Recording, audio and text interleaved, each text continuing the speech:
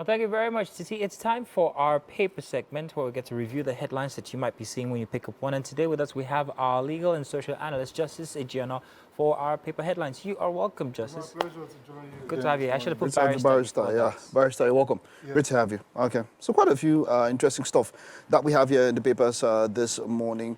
Let's kick this off. Which one are we starting? Okay, so let's start from the Punch newspaper. We have Okay. a series of headlines here. Matawale diverted 70 billion naira with 100 firms, EFCC alleges. Two held over U.S. consular officials' death. And the major one is about the inauguration. Inauguration, that's a big one.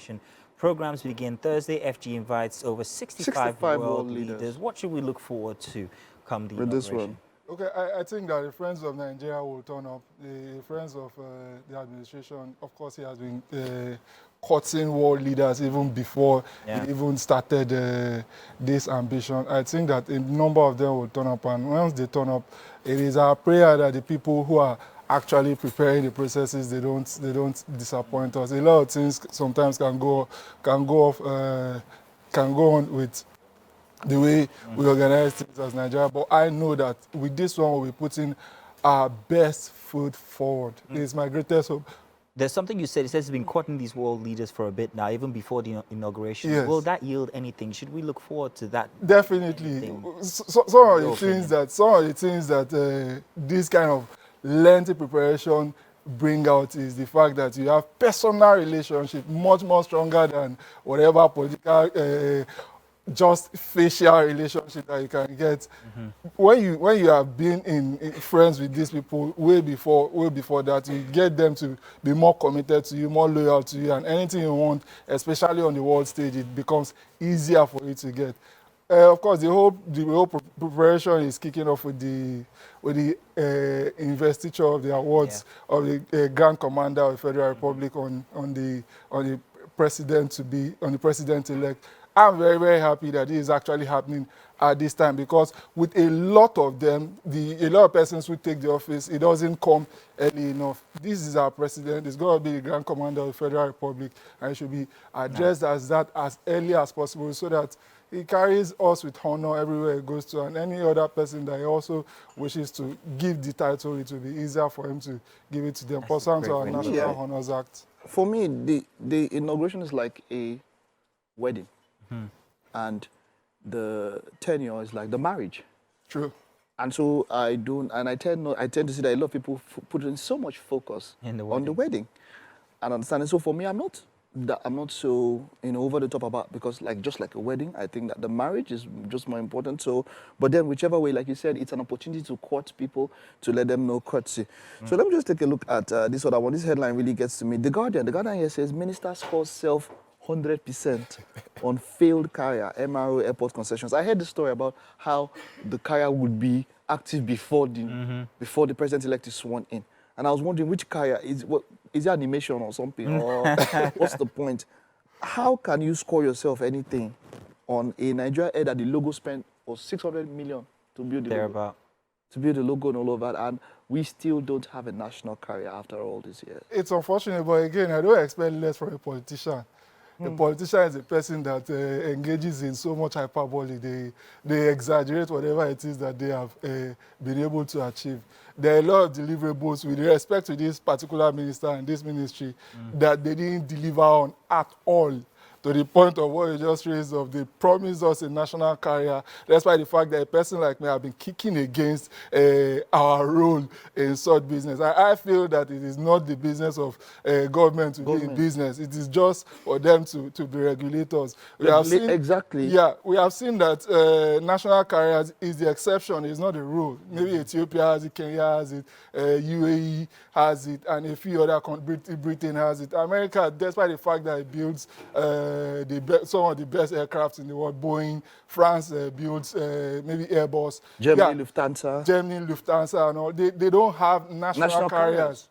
So they have national navy, national air force, national everything. But when it comes to that area of carrying, it's the exception, it's not the rule.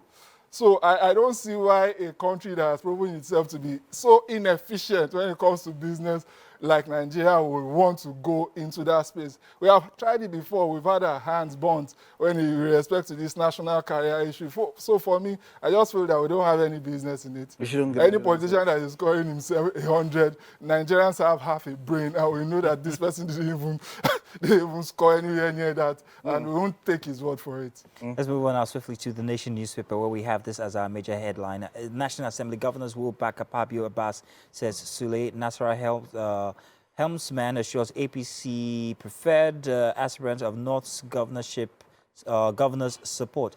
There's very many preference, or very many people have different preference to the governors, that's Akpabio and Abbas. But if I was to ask you now, with this, what do you think might be what we should expect with their support?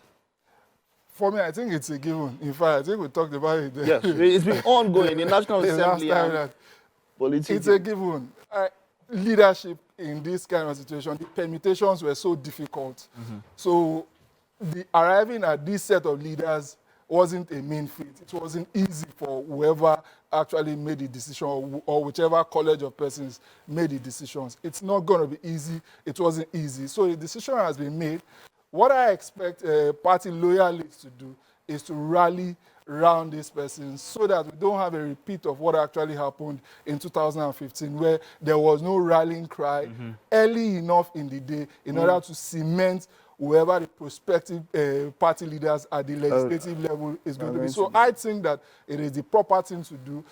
Whatever persons decide to throw their weight, this is the time to throw their weight behind this person so that we don't have a fractured legislature that can really, really lead to serious faults in governance as we had in the period between 2015 to 2019. Because at the end of the day, it is the agenda of the person leading the executive that should carry the day. And if the legislature is not intact in place to give life and breadth to that agenda, it will either deteriorate greatly, be watered down terribly, or even die totally. So you talk about the support of the legislature and the support of the party, but what about the support of the individuals who are supposed to be governing? Is there that support from before, or is it something that you're just supposed to go with, especially since most people think that they have been enforced on them?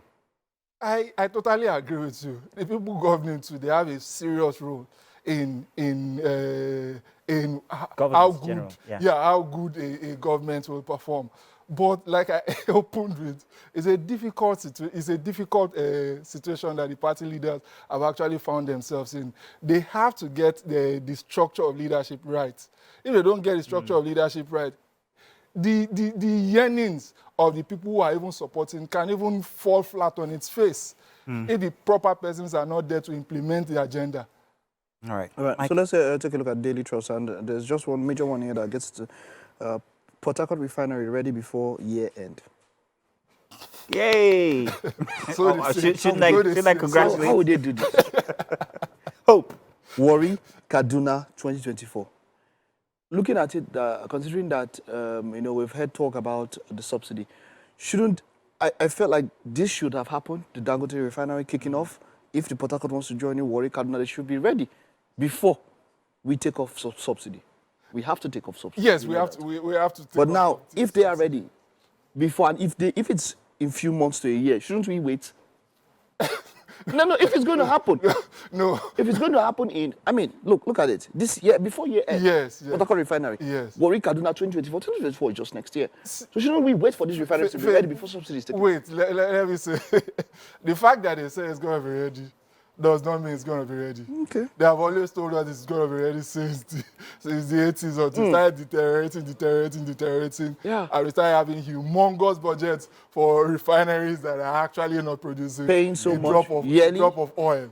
So I don't believe that it's going to be ready.